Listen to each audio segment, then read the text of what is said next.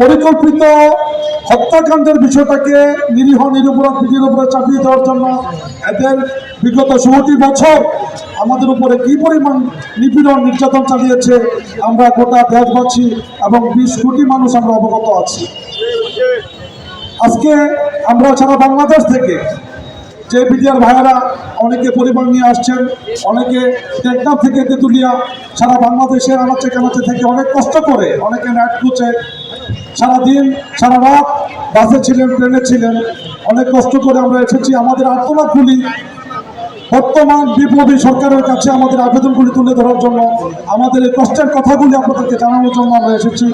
আসলে এই 5ই আগস্টের ঘটনার পরে আমরা যে বিপ্লবী সরকার পেয়েছি, ফ্যাসিস্ট সরকারের পতনের পরে আমরা যে রক্তের বিনিময়ে যে সরকারকে আমাদের রাষ্ট্রীয় ক্ষমতা অধিষ্ঠিত করেছি, আমরা চাই ডক্টর মোহাম্মদ ইউনূস আপনি গোটা পৃথিবীতে একজন মডেল, গোটা পৃথিবীব্যাপী শান্তির বার্তা ছড়িয়ে দেন, শান্তিতে আপনি একজন নোবেল পুরস্কারপ্রাপ্ত ব্যক্তি। তো আপনার কাছে আমরা আমাদের হৃদয়ের যে ক্ষত, হৃদয়ের যে আঘাত, মনের যে কষ্ট, যে আর্তনাদ, এই আর্তনাদটুকু পৌঁছানোর জন্য আমাদের এই কর্মসূচি অবস্থান কর্মসূচিতে আমরা এসেছি। তো আপনি বুঝবেন, কারণ যে শান্তি নিয়ে কাজ করে, যে শান্তি নিয়ে চিন্তা করে, মানুষের হৃদয়ের আঘাত তিনি ছাড়া কি উপলব্ধি করতে পারে। আমাদের মাননীয় স্বরাষ্ট্র উপদেষ্টা আছেন, আপনি আমাদের ডিজি মহোদয় ছিলেন, বিডিআরের সঠিক সম্পর্কে আপনার চেয়ে বেশি কে জানে।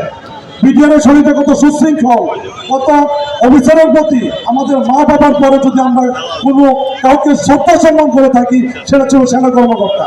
সেনা কর্মকর্তারা যদি একটা আদেশ দিয়েছে, আমাদের জীবনের বিনিময়ে আমরা তা বাস্তবায়ন করেছি। আমি জানি আমরা আল্লামা ফজলুর রহমান সাহেব, যিনি আমাদের স্বাধীন তদন্ত কমিশনের প্রধান নির্বাচিত হয়েছেন, আমি 2000 সালে টেকনাফে আমার ব্যাটালিয়ন ছিল, আমি টেকনাফে কর্মরত ছিলাম। আমি নাম যুদ্ধে, যেটাকে নাম যুদ্ধ হিসাবে বলা হয় বা সবাই জানি, সেখানে সরাসরি রাস্তার সাথে আমাদের সীমান্ত নিয়ে আমাদের মাটিতে যুদ্ধ হয়েছিল। সে যুদ্ধের সম্মুখ সৈনিক ছিলাম আমি একজন, এবং আমি সাক্ষী আপনার নেতৃত্বে আমরা 600 রাজাকার সদস্যকে মেরে আমাদের সীমান্তকে আমরা বিজয় অর্জন করেছিলাম। আমরা সেই সৈনিক। অতএব আমাদেরকে এই অন্যায়ভাবে যে অপবাদ দিয়ে নিষ্ঠুরভাবে এই বিডিআরকে ধ্বংস করা হয়েছে, আমরা পাগর গল্প শুনেছি, আমরা বড়মারি ওবারের গল্প শুনেছি, এগুলো বাস্তব ঘটনা। এবং আমরা সম্মুখে লড়াই করে ভারতের সাথে, বার্মার সাথে আমরা প্রমাণ করেছি মাতৃভূমি রক্ষার ক্ষেত্রে আমরা কারোর সাথে আপোষ করি না, আপোষ করতে পারি না। প্রয়োজন আমরা জীবন দিয়ে দিব, কিন্তু আমাদের মাতৃভূমিকে 1 ইঞ্চি মাটি আমরা ছেড়ে দেব না। এর প্রমাণ আমরা বহুবার আপনাদেরকে দেখিয়েছি। অতএব আমি বলতে চাই, আমি মাননীয় সরকার মহোদয় যারা নেতৃত্বে আছেন, দায়িত্বে আছেন, আপনাদের কাছে আমাদের আবেদন, আমরা যারা নিরীহ বিডিআর আজকে এই রাস্তায় ঘুরছি, আমাদের অনেক ভাইরা মানবতার জীবনযাপন করছে।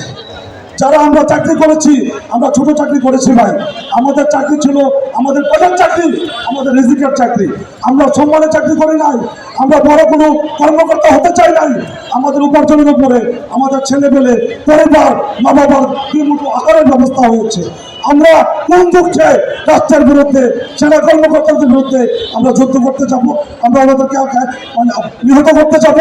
এই জাতীয় সব সত্য কথাটা যদি আপনারা না বুঝেন, উপলব্ধি করতে না পারেন, তাহলে এই ব্যথা, এই আকুতি আমরা কার কাছে বলব?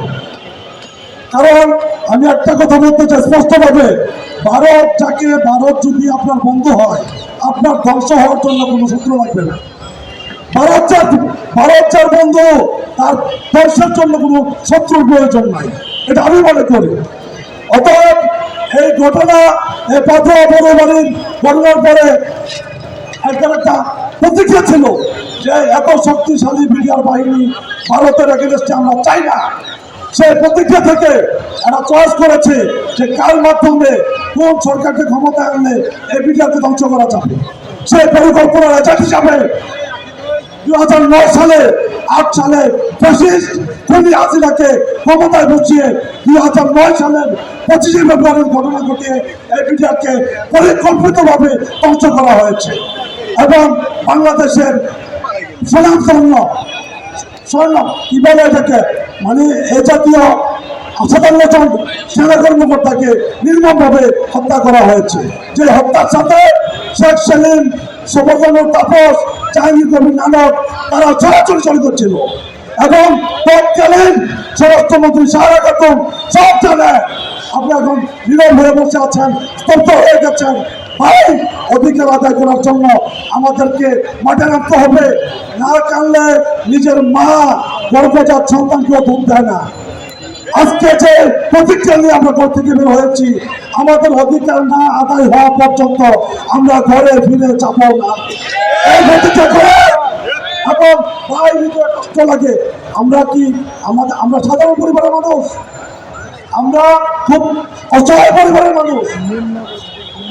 আমাদের কষ্ট, আমাদের আর্তনাদ, আমরা কথা বলতে গেলে সারাদিন বললে শেষ হবে না।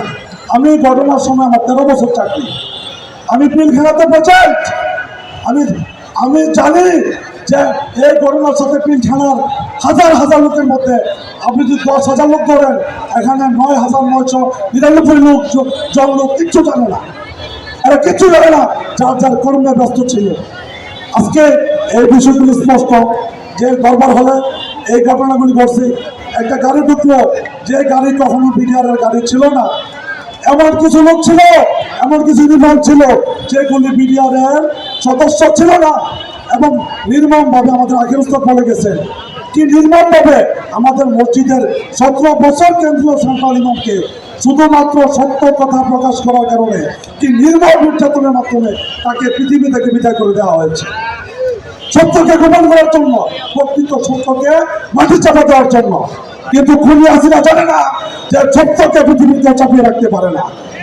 সত্য প্রকাশিত হবে এবং আমাদের ন্যায্য অধিকার আদায় না হওয়া পর্যন্ত গোটা বাংলাদেশের 20 কোটি মানুষকে নিয়ে এই আন্দোলন আমরা চালিয়ে যাব ইনশাআল্লাহ।